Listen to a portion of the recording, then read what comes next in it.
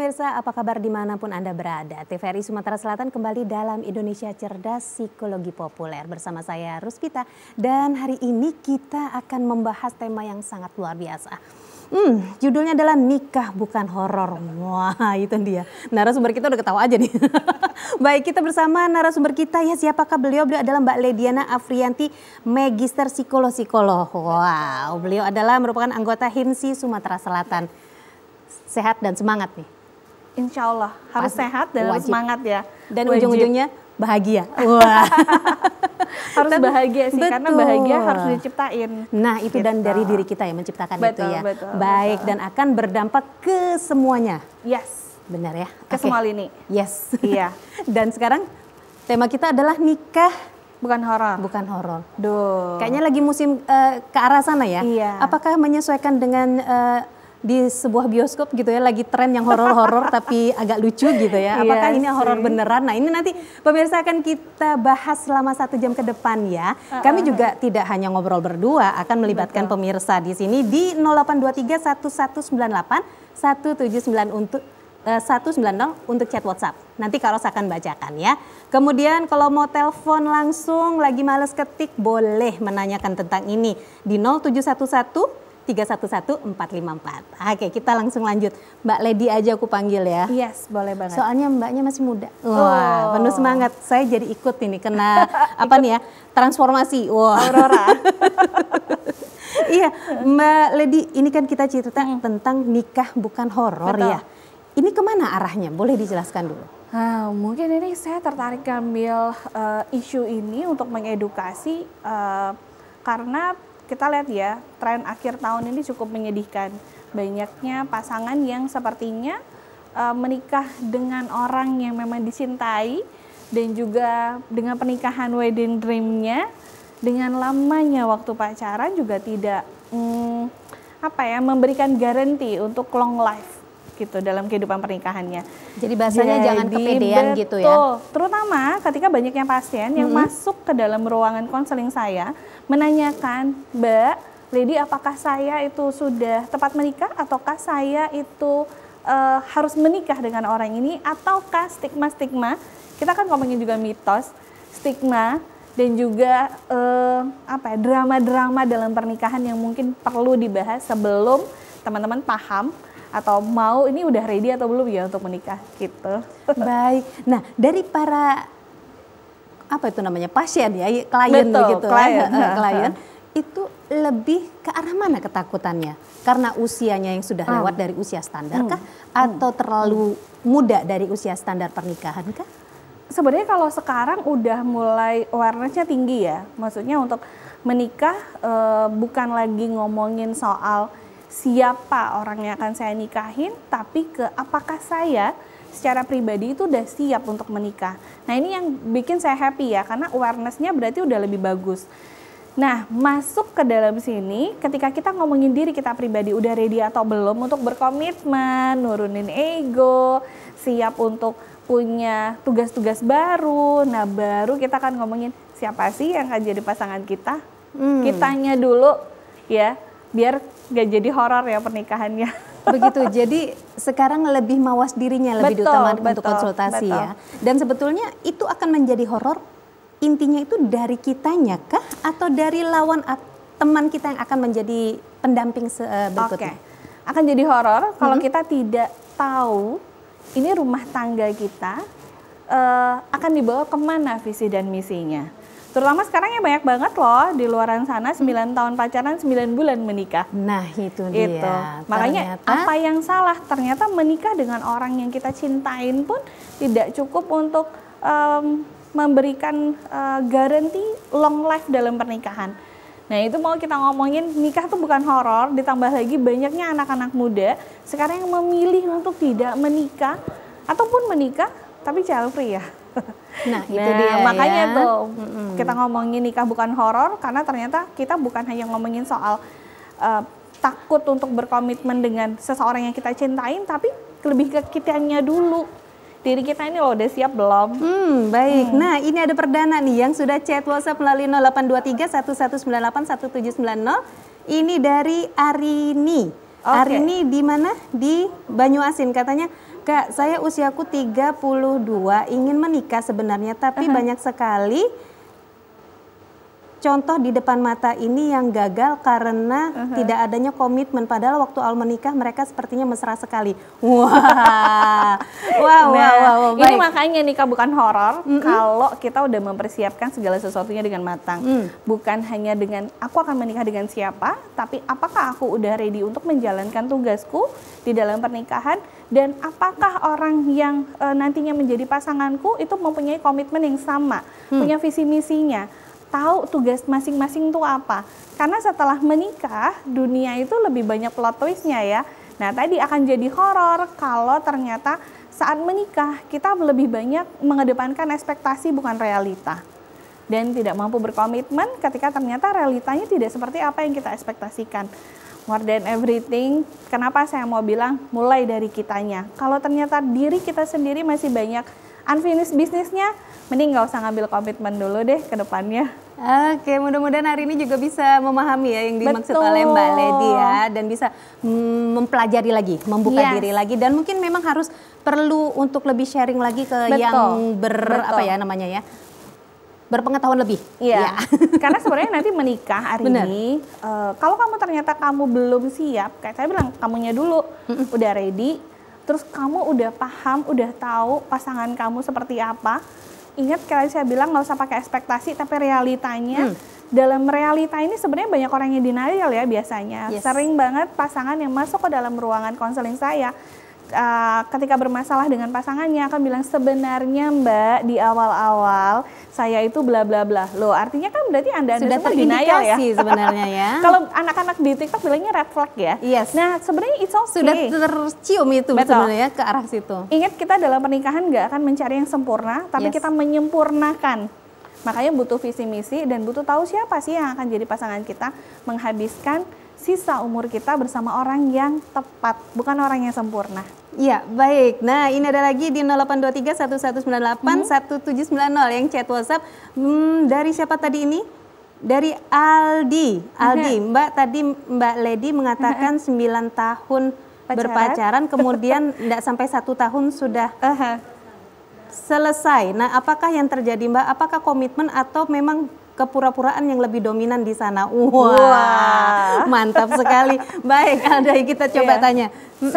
Di beberapa kasus yang saya temukan, yang pertama tadi ya, ada beberapa red flag yang mungkin teman-teman sudah temui saat pacaran ya, cuman denial di situ. Terus yang kedua, ternyata menikah itu bukan memenuhi keinginan diri sendiri, tapi memenuhi ekspektasi lingkungan sosial kita. Orang tua mungkin, atau mungkin stigma sendiri karena takut perawan atau jejaka tua ya. Padahal sebenarnya itu enggak ya, setiap orang punya readiness yang berbeda-beda. Menikah itu bukan horor, terutama kalau kita udah tahu mau kemana kita bawa pernikahan. Karena kenapa jadi horor? Karena kita tadi kan banyak gunakan ekspektasi, bukan realita. Jadi horor karena kita nggak mampu berkomitmen, nggak mampu membangun.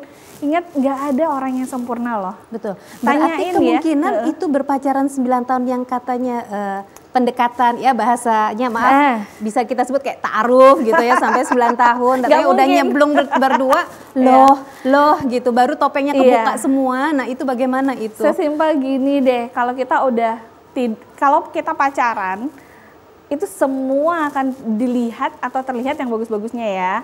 Teman-teman nggak lihat loh dia bangun tidur gimana, dia udah make up gitu misalnya. Atau kebiasaan buruknya apa. Dalam rumah tangga, kalau tadi kita mencari yang sempurna, itu Pak Su yang gantungin apa namanya handuk di atas kasur di tempat yang benar itu, saya kasih tahu ya, mungkin dari 1000 populasi cuma 1. Itu bakalan jadi beban-beban psikologis yang kecil. Tapi hal-hal kecil ini kalau nggak diselesaikan, makanya tadi nggak ada orang yang sempurna, tapi kita menyempurnakan. Berkomunikasi, berkomitmen itu juga artinya kita berkomunikasi. Banyak juga pasangan yang biasanya akan, udahlah daripada ribut. Ini bukan soal ribut ya, tapi ini kita mencari solusinya. Terus biasanya juga yang terjadi memaksakan segala sesuatu.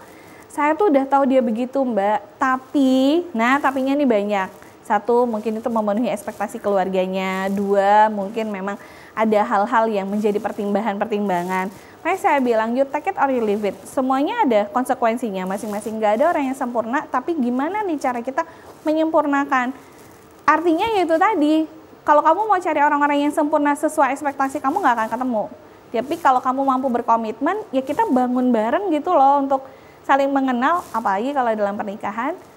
Baru nikah udah langsung isi. Iya, betul. Hormonal loh. Betul. Kita istilahnya maaf omong menjelang yang bulanan aja kadang-kadang emosi tidak stabil, apalagi tiba-tiba mabuk karena ada embrio yang muncul di sana dan bertumbuh. Masih masa adaptasi karena tinggal bareng itu tuh nggak mudah. Tambah lagi tempat mertua. Iya. Nah ini ya aspek readiness tuh kan banyak. Selain diri sendiri itu tadi kayak finansial. Jadi mitos kalau kita hanya ngomongin kamu nikah kalau kamu udah mapan boleh nikah, enggak ke situ. Karena banyak juga pasangan yang bercerai bukan karena masalah keuangan. Lihat aja tuh yang di media sosial kita ya. Semuanya high quality ya, udah aman sekali. Dan di zero nyaman kalau dari finansial sebenarnya ya. Yes, gitu. Ya. Nah ini ada lagi nih yang chat WhatsApp melalui 0823 1198 1790. Saya padahal berharap tuh ada yang nelpon loh biar seru ada suaranya ya. Iya. Baik kita bacakan dulu. Ini dari Silvi. Di mana Silvi? Wah Silvi baiklah tidak ingin menyampaikan tapi terima kasih udah bergabung bersama kami ya di TVRI Sumsel.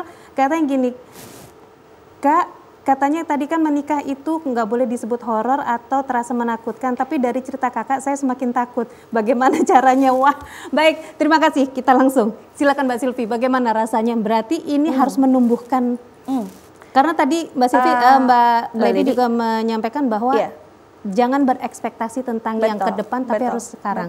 Tapi bukannya kecemasan atau menakutkan itu karena terlalu ke depan ya? Betul. Nah terus bagaimana? Sebenarnya kenapa nggak boleh dibilang horor? Ini kayak gini nih, setiap orang pasti akan punya kecemasannya. Itu lumrah, itu namanya kamu humanis ya. Kamu manusia, mengkhawatirkan akan sesuatu. Nah, kecemasan ini membantu kamu harusnya untuk prepare dong. Nah, dalam situasi prepare ini nggak works kalau kamu tadi banyak denialnya, gitu. Kalau kamu nggak jujur sama diri kamu sendiri, kalau kamu mengambil keputusan karena banyaknya hal yang kamu pertimbangkan. Makanya tadi saya bilang, kita mulainya dari kamu. Kalau kamu ngerasa satu belum siap Mbak, saya mau nurunin ego saya, mau sharing gitu ya. Saya belum siap Mbak untuk membagi waktu saya dengan tugas-tugas saya yang lainnya, atau misalnya saya juga masih kelimpungan sama diri saya sendiri, atau mungkin dalam situasi in relationship itu nggak pernah ngomongin soal komitmen berumah tangga. Sesimpel kayak kamu pernah nggak sih dalam hubungan tuh ngomong yang kalau nanti kita nikah kita mau tinggal di mana, atau bagaimana nanti soal finansial, kita gimana cara ngaturnya. Nah itu dianggap tabu. Padahal itu penting untuk jadi pilar dalam rumah tangga. Betul. Kemudian kita akan ngomong juga gimana caranya kita solve problem kalau kita lagi ada di masalah seperti itu. Dan memang kita harus wajib membangun komunikasi seperti itu. Bener. Ya. Akhirnya kita bisa mengindikasi bahwa pasangan itu red flag kah, green flag kah, atau memang kita yang terlalu menuntut, atau kitanya yang memang perlu koreksi-koreksi. Semakin seru. Baik pemirsa, kita akan lanjut lagi obrolan yang satu ini ya. Setelah yang satu ini tentunya, jangan kemana-mana di TVRI Sumsel, Psikologi Populer.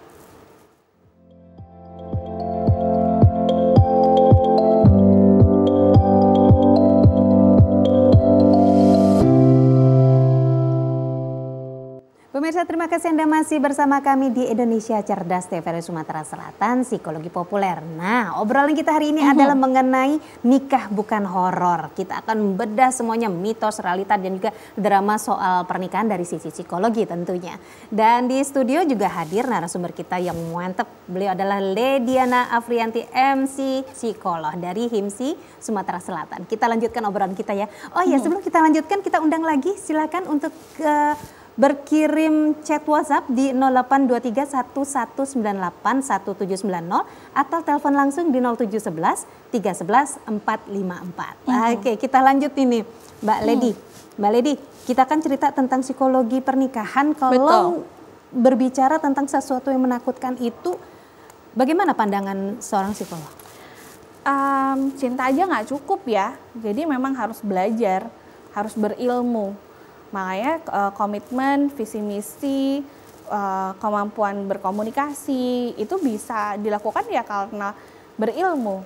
Terutama ketika kita menjalankan tugas-tugas tambahan, perempuan terutama lebih banyak lagi tugasnya. Jadi Menteri Keuangan ya, Betul. jadi chef gitu ya, kemudian juga penata rumah gitu ya. Nah itu juga harus berilmu, terutama ketika kita yang menjalankan peran kita sebagai wanita yang pekerja, harus bisa memanajemen waktu. Bayangkan kalau misalnya dalam menuju pernikahan itu yang dibahas hanya soal cinta, tanpa dibekali dengan ilmu-ilmu dan juga kesadaran diri mengenai tugas apa yang akan kamu jalani setelah kamu menikah, dan yang berpikirnya hanya yang enak-enaknya saja, nah tentu saja itu jadi horor karena memang nggak sesuai ekspektasi. Luar biasa, baik. Nah ini ada lagi dari yang sudah chat WhatsApp ke 0823 1198 190. Ada Arni di Banyuasin lagi. Iya, Arni, salam kenal ya. Nah, di sini Mbak Lady, saya mau tanya dari tadi sepertinya inti psikolog dari pernikahan perempuan. Apakah perempuan menjadi tumpu atau pondasi maksudnya dalam sebuah pernikahan? Baik, kami langsung sampaikan ya, yuk kita diskusi bareng. Menarik ya pertanyaannya, seru nih. Kok kayaknya dari tadi yang dibahas cuma perempuan-perempuannya aja. Betul sekali, berarti menyimak banget nih. Berarti nyimak banget. Yeah. Sebenarnya enggak ya, cuman saya sering banget menganalogikan seperti ini. Rumah tangga, kalau kita bicara soal suami dan istri, fondasinya betul adalah istri. Kenapa? Karena komitmen istri ini yang mampu akan menegakkan rumah. Nah, suami itu adalah atapnya. Kenapa atapnya? Suami yang akan mensupport kenyamanan ya. Kalau suami tidak mampu menjalankan tugas-tugasnya dengan baik, kenyamanan di rumah nggak ada. Tapi kalau misalnya istri tidak memiliki willingness ya, kesadaran mengenai banyaknya tugas yang nanti akan dia lakukan setelah menikah gitu, ini rumah tangganya akan roboh. Kebayang ya. Jadi mau nggak mau, suka nggak suka, kita orang Asia ya. Jadi memang tugas perempuan itu lebih banyak. Mungkin kalau laki-laki tugas utamanya memang kita ngomongin soal memastikan kesejahteraan di rumah. Tapi kan kita sekarang ada di era di mana perempuan juga aktif di luar. Makanya dengan aktif di luar artinya kita menambahkan kembali nih esensial itu. Betul. Ya. Perempuan loh yang akan mikirin yang pastinya anak gitu ya. Betul. Dan itulah yang terjadi ya. Tapi balik lagi benar juga kalau pondasi itu tidak dijaga dengan kenyamanan, nafkah, kedamaian hati dan jiwanya, ambruk pondasi ya. Benar gitu. Baik. Jadi kebayang antara kenapa kayaknya banyak banget poin perempuan. Betul. Rumah tangga itu banyak tetap established ya. Walaupun nih si suami tidak mampu memberikan kenyamanan sebagai atap rumah, tapi bisa jalan. Karena ada ibu di situ yang kuat banget jadi fondasinya. Baik. Selama si ibu tidak menanggung dari segi nafkah ya, berarti kerjasamanya harus benar. Nanti yang si bapak ngerasa aman nih. Nah itu bagaimana tuh? Balik lagi ke komitmen. Kalau sudah ke sana berarti ada disfungsi family. Kayak tadi saya bilang, istri memastikan ini rumah tangga ini tegak berdiri. Tapi nggak akan tidak kokoh tegak berdiri ini tentunya akan sangat rapuh dan layu kalau kenyamanan itu nggak ada. Kita aja kalau berdiri di bawah terik matahari langsung lemas nggak? Lemas dong. Kalau kita aja kena panas, hujan, masuk angin nggak? Masuk angin. Terus tiba-tiba ada yang datang memayungi, oh indahnya. Nah itu tadi kenyamanan, hati-hati. Sometimes perempuan itu nggak nyari yang mewah, tapi nyarinya yang nyaman. Betul, damai jiwanya, tenang hatinya. Betul. Keluarga pun aman terkendali ya. Yes. Baik, selama si istri adalah sebagai Menteri Keuangan, bukan sebagai pencetus uang. Wah, bahaya nih pemirsa, kemana arahnya. Yes, gitu ya. Jadi itulah jadi psikologi pernikahan itu ya.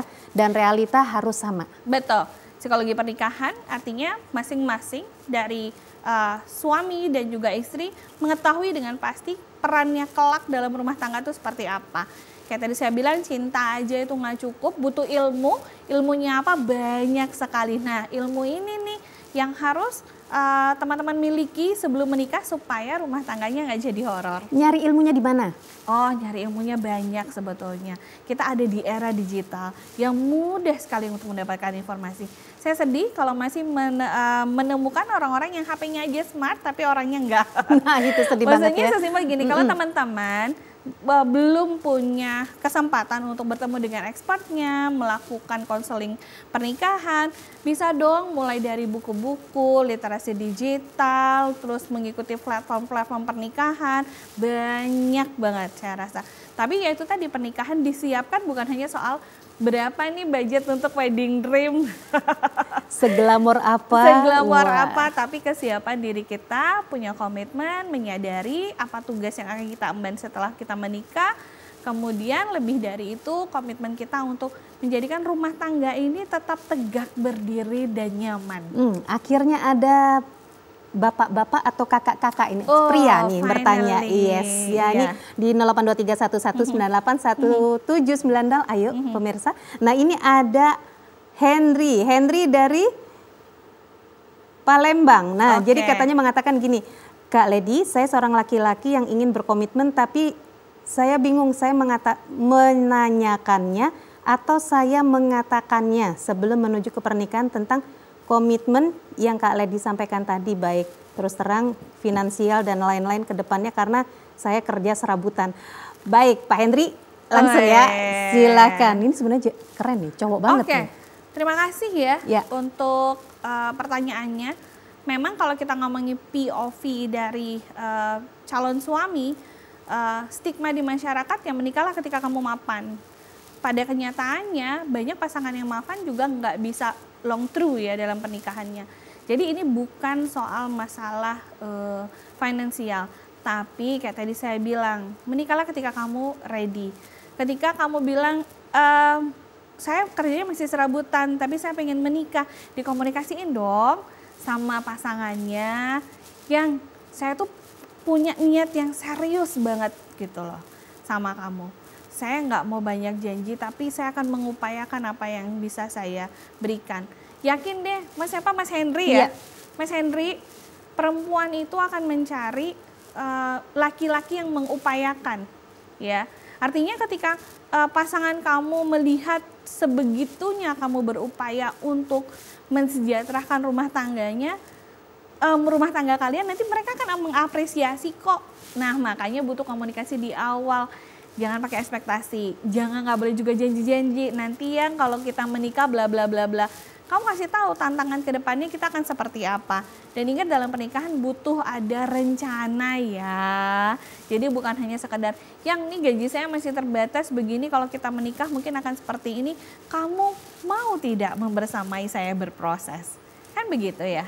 Baik, jadi harus menemukan yang benar-benar satu frekuensi dan benar-benar komitmen, terus jujur ya. Ya, makanya itu sampaikan. Dia. Betul. Disampaikan, kalau nggak disampaikan kan nggak tahu. Bahaya gitu harus ya. Disampaikan. Sekarang zaman sekarang ini sudah masuk ke era besar pasak daripada tiang, ujung-ujungnya.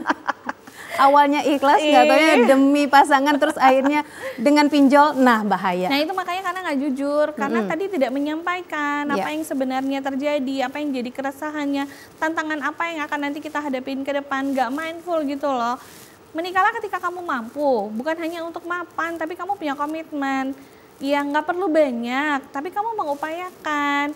Asal pasangan kamu dikasih tahu, di warning gitu loh.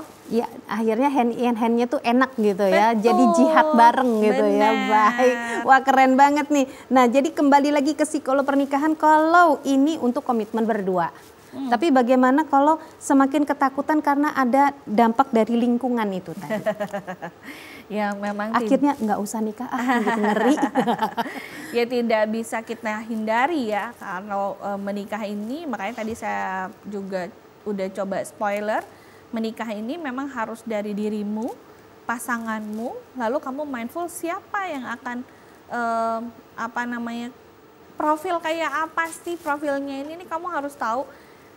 Si calon pasanganmu ini tuh anak keberapa, punya saudara berapa, trait di rumahnya seperti apa gitu ya.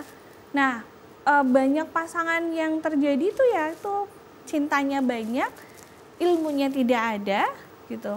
Sehingga tidak punya visi dan misi, tidak ada kejujuran, sehingga dalam pacaran ya kalau lagi ngambek-ngambekan tinggal ghosting, atau misalnya nggak ngabarin satu sama lain. Kalau dalam pernikahan nggak bisa silent treatment, ya itu menyakitkan. Baik, nah ini ada lagi satu, ini kayaknya perempuan lagi nih, namanya Indri. Mbak Lady, saya Indri, salam kenal. Kemudian saya adalah sepupu dari sepupu saya. Baiklah, Indri punya sepupu gitu maksudnya ya. Iya. Pada saat menikah sang suami sepertinya romantis karena mereka tinggal di tempat orang tua dari suami. Dan jika tidak memegang sapu untuk ikut turut membantu itu, pada saat sepupu saya kelelahan, langsung bahasa yang tidak nyaman selalu dilontarkan, apalagi pada saat itu sang suami pengertian, tetapi yang terjadi berbeda dengan yang terjadi. Baik. Seperti yang bisa dipahami ya. Baik. Mungkin sang suami itu memahami kelelahan sang istri, karena sakinah tadi saling membantu, tapi itu di tempat orang tua dari laki-laki. Nah, baik, terima kasih Mbak, perhatian banget untuk sepupu. Iya, mungkin sepupu pada curhat gitu ya. Nah, bagaimana ini? Nah, ini pertanyaan yang bagus ya. Mungkin kalau laki-laki itu memilih, kalau perempuan dipilih ya. Tapi dipilihnya juga, saya sedih banget kalau ada yang datang ke saya menikah karena terpaksa karena usia. Itu jangan ya, itu tuntutan orang tua, jangan please. Ketika visi dan misi yang dimaksud itu kan kita juga akan ngomongin ya. Kalau setelah mau nikah kita akan tinggal di mana? Mau seperti apa kita tinggal? Kalau tinggal sama mertua ya artinya memang istri harus punya kesadaran diri menikah sama mertua. Profil mertua kita ini kayak apa? Itu dipreventif supaya kenapa? Minim gesekan. Tentunya suami ataupun kita juga nggak bisa milih loh antara istri saya atau orang tua saya atau suami saya sama orang tua saya. Makanya perlu dibicarakan. Nah, suami harus mampu memegang kendali, harus jelas ya. Jadi ketika suami juga misalnya lihat istrinya capek, ya suami dong harus bilang, "Mah nanti ya." Atau nih kalau misalnya masalah beres-beres rumah, ayo suami dong harus kreatif cari solusinya. Karena istri udah capek, kayaknya apakah kita harus hire orang atau seperti apa? Ingat, nggak ada dalam kehidupan rumah tangga tuh yang nggak punya masalah. Tapi saat punya masalah, yang mau kita bahas adalah penyelesaian masalah, bukan cari siapa yang salah. Betul sekali, setuju. Jadi jangan sampai percikan-percikan kecil menjadi ledakan besar ya. Betul. Baik, wow seru sekali pemirsa. Dan kita akan lanjut lagi, masih ada waktu kita berbincang di sini tentang nikah bukan horor sampai pukul 18 waktu Indonesia bagian Barat. Tentu saja kita lanjut setelah yang satu ini, jangan kemana-mana.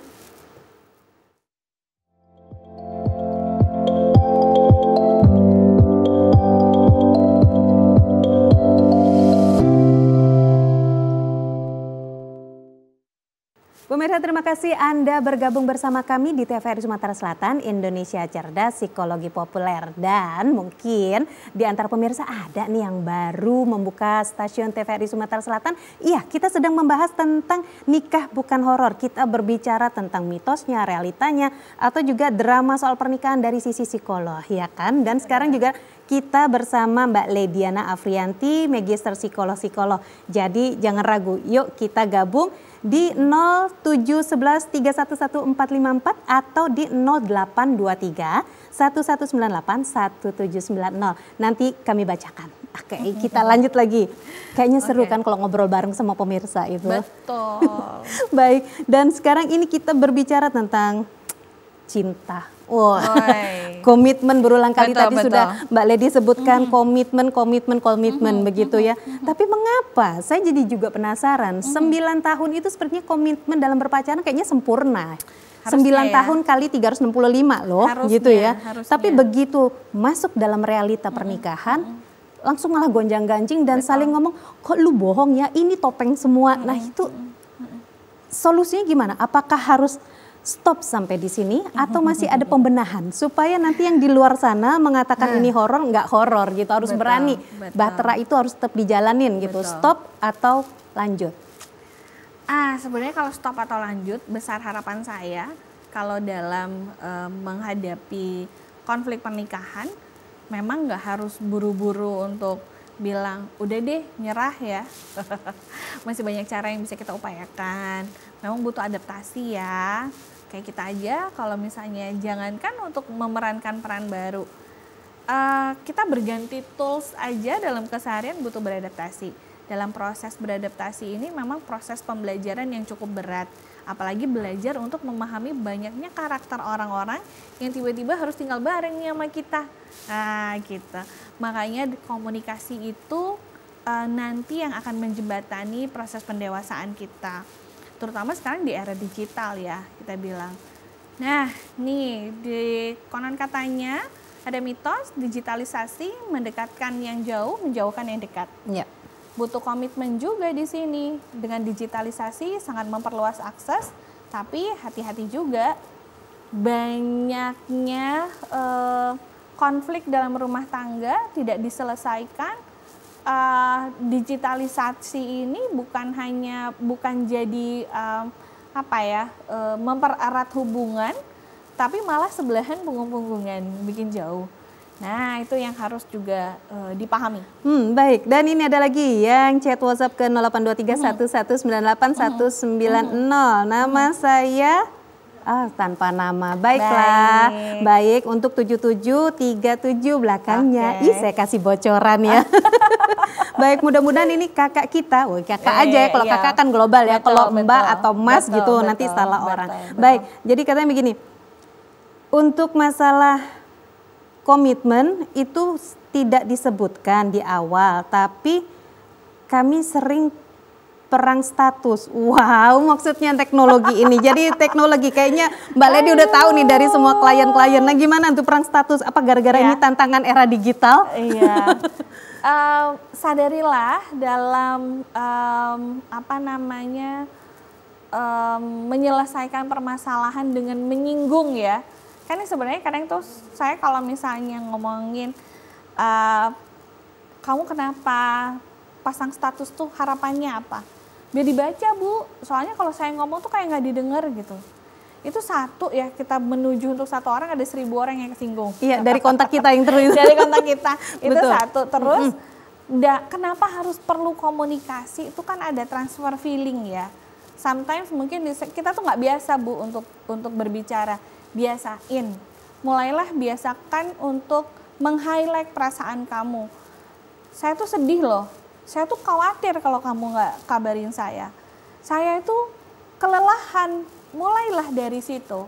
Jadi tahu rasanya apa, lalu korelasikan dengan situasi yang dihadapin. Aku butuh bantuan kamu loh, aku pagi harus begini, terus kira-kira solusinya kita harus seperti apa. Nah sehingga, ini kadang-kadang juga gini nih, istri itu kode-kode mulu ya. Nah si suami ini jangan pernah harapin si suami itu bakal kreatif untuk dapet ininya kita ya. Oh ini SOS gitu, no? Enggak. Kamu never harus, berarti ya? Gak usah. Kalau kamu kode-kodean waktu masih pacaran, mungkin dia effort ya untuk dapetin kamu. Nih kamu udah dapet loh, dia udah menang. Jadi kalau dia udah menang kayak dia ya udah. Kalau kamu pengen sesuatu, bilang Pak aku ingin ini, kasih deadline-nya kapan. Segini-segini, jangan cuman untuk kode-kode terus nanti ngambek, terus si suami malah bingung lagi kan loh kenapa ngambek. Nah ini makanya tadi saya bilang belajar berkomunikasi bukan hanya cinta, bukan hanya soal uang, bukan hanya soal komitmen, tapi berilmu artinya mengembangkan ilmu, kemampuan interpersonal ya. Ya, praktek dalam berbicaranya itu bagaimana supaya, karena kadangkala orang tuh susah tadi kata Mbak Lady tadi ya, mau ngomonginnya itu susah gitu. Terus menyampaikan dengan bahasa belak-belakan itu kadang nanti dikira apa bahasa kita nih? Apa ya? Nyenyes. Terlalu banyak nuntut mungkin, nah begitu. Nah lalu bagaimana gitu ya? Nih, katanya perempuan jangan terlalu banyak ngoceh laki-laki. Pernah saya melihat sebuah artikel itu. Dokter Aisyah ya, itu beliau ya. Beliau mengatakan jangan terlalu dicekokin laki-laki gitu, nanti dia pusing. Wah gitu. Tapi kalau kita sedikit bicara dengan simbol-simbol ternyata juga itu nggak works. Yes. So sebetulnya cara berkomunikasi yang tepat, kayak tadi saya bilang sampaikan perasaannya, situasinya seperti apa. lalu minta solusinya kayak apa. Nah, penempatan kapan kita akan berbicara ini, banyaknya pasangan itu meledak-ledak ya. Itu suami baru nyampe ke rumah, mungkin kadang-kadang baru nyampe di garasi, baru buka pintu mobil atau baru turun dari kendaraannya, itu masih banyak jin di tengah jalan. Masih nyampe rumah udah, "Pak, kamu tau nggak bla bla bla bla bla bla." Yang disampaikan itu tidak mengena sebenarnya. Boleh nggak sih suaminya masuk dulu, istirahat dulu, minum kopi dulu, mungkin minum teh, mandi dulu. Sembari kamu juga menenangkan diri kamu supaya, karena ke saat kita nggak tenang juga, kita tuh nggak bisa loh menyampaikan pesan yang ingin kita sampaikan. Nah, saya udah kasih tahu ya cara berkomunikasi yang pertama, sampaikan dulu apa yang kamu rasakan. Kamu boleh ngomong, "Pak, aku tuh kesel banget loh hari ini, anak kamu bla bla bla bla bla. Aku udah lakukan ini itu. Tapi nggak works," gitu misalnya. Kira-kira apa ya yang harus kita lakukan, kan begitu. Ini kalau misalnya komunikasinya, "Itulah, jing olah anak kau." Gitu ya. Alih-alih kita pengen solusi, malah nanti anaknya yang akan terlibat dalam konflik orang tua. Dan itu juga nanti kalau anaknya dimarahin, mamanya juga nggak terima loh anaknya dimarahin. Terus mau apa dong kalau Jadi berkembang entah kemana itu. Betul. Jadi padahal yang mau dibahas ya, tadi yes bener. itu lepas dari poin yang dipermasalahkan. Betul. Jadi kalau misalnya ngomongin soal komunikasi, selain belajar pola komunikasi yang tepat, juga harus belajar menempatkan situasi yang tepat untuk berbicara ya. Iya. Dan ini ada lagi di 082311981790. Mbak, saya siapa namanya? Tak ada pun. Saya baca ke bawah siapa tahu ada namanya, ternyata tidak ada. Baik, ini dari nomor 1345. Wih, bagus nomornya ya. Baik. Iya, benar sekali. Mbak, bagaimana caranya berbagi cerita dengan suami yang selalu mengatakan pulang-pulang capek dan langsung istirahat? Saya tidak ada waktu untuk itu. Bagaimana secara psikologi pernikahan ini, apakah bisa diteruskan? Karena saya juga lelah hayati kali ya. Baik, kita langsung saja silakan. Oh iya, Mbak Lady, banyak ya praktek ini yang klien ini dengan hal-hal yang seperti ini. Betul. Itu di mana? Oke. Mungkin boleh diarahkan juga. Mudah-mudahan Mbak kita ini ada di Palembang nih. Iya, praktek utama saya di Rumah Sakit Hermina OPI Jakabaring. Jadi teman-teman bisa bertemu saya di sana atau di Klinik Psikologi Magna Penta di Jalan Sudirman. Teman-teman juga bisa bertemu sama saya di sana. Menikah itu harus berilmu, ilmunya kita siapkan, bukan hanya ilmu finansial. Dan di situ ada teori-teori yang bisa dipraktekkan ya? Atau simulasi atau bagaimana? Simulasi enggak ya, tapi kayak mungkin kita bisa bicara dari hati ke hati. Apakah memang kamu menikah ini hanya untuk memenuhi ekspektasi orang-orang yang memiliki peran dalam kehidupan kamu, ataukah memang ada unfinished business dalam diri kamu yang butuh kita selesaikan dulu, baru habis itu kamu siap untuk berkomitmen dan menjalankan tugas yang baru. Menjawab pertanyaan tadi, jawabannya, pertanyaannya apa? Sorry, kok aku ngelek ya. Iya, tentang si istri ingin membangun komunikasi tapi alasan si suami capek. Padahal berarti ini mungkin masuk dari obrolan Mbak Lady tadi bahwa dia mau mencari momen nih untuk ngobrol, untuk bangun komunikasi. Ternyata sang pasangan udah lelah, jadi dia bingung. Akhirnya jadi menumpuk ini ya. Saya sedih banget kalau ternyata dalam pernikahan itu permasalahannya adalah kelelahan psikologis. Kelelahan psikologis ini muncul karena banyaknya problem solving yang nggak selesai. Biasanya silent treatment ini muncul atau misalnya saya nggak punya waktu untuk ngobrol karena memang dalam obrolan itu yang diomongin adalah tuntutan. Ya, bukan permasalahan dan apa yang kamu rasakan. Kamu harusnya begini, kamu harusnya begitu. Itu yang membuat para suami kadang-kadang nggak get the point apa yang jadi permasalahan. Saya paham, balik lagi tapi tidak buru-buru untuk bilang apakah ini akhir dari semuanya. Kalau memang terasa berat mungkin butuh fasilitator untuk ada. Jadi sebelum menikah boleh banget datang untuk mempersiapkan pernikahan. Setelah menikah dan ternyata ada kendala dalam pernikahannya, boleh banget untuk datang ke konselor pernikahan. Ya, banyak kok teman-teman kita yang melakukan itu karena dalam menikah itu kita berbagi peran. Peran yang banyak ini kadang bikin kita juga harus mempelajari segala sesuatu dalam satu waktu. Sangat manusiawi kalau kita juga kesulitan untuk mempelajari itu. Baik, nah dari studi kasus yang langsung nih, yang konsultasi ke Mbak Lady, lebih banyak laki-laki atau perempuan ya? Bocoran, iya, karena ini kayaknya apa sih pondasi ini yang memang selalu berat sekali menanggung, pertanyaan yang bagus ya, tentu saja jawabannya banyak yang perempuan. Karena sebenarnya kebutuhan perempuan untuk diajak berkomunikasi, didengarkan, itu lebih banyak ketimbang di sisi laki-laki. Tapi ada juga kok laki-laki yang menyadari, biasanya terlepas dari kok saya sering banget emosional ya, baik di setting pekerjaan ataupun di rumah. Nah, problemnya mungkin kalau untuk laki-laki tuh biasanya nggak di rumah ya, tapi beban-beban psikososial yang lainnya, pekerjaan gitu, relasi interpersonal lainnya, yang memang akan imbasnya biasanya ke rumah.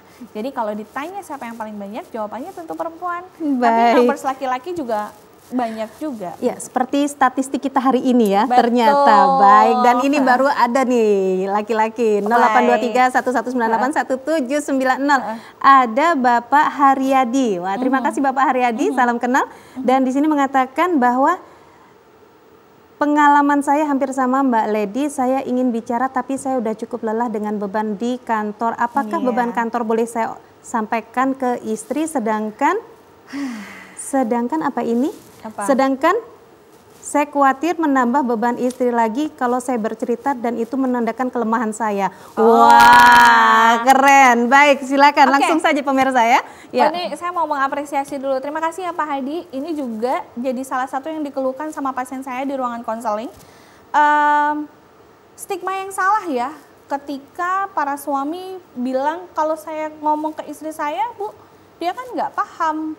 Dia nggak perlu memahami konflik yang ada di dalam pekerjaan itu apa.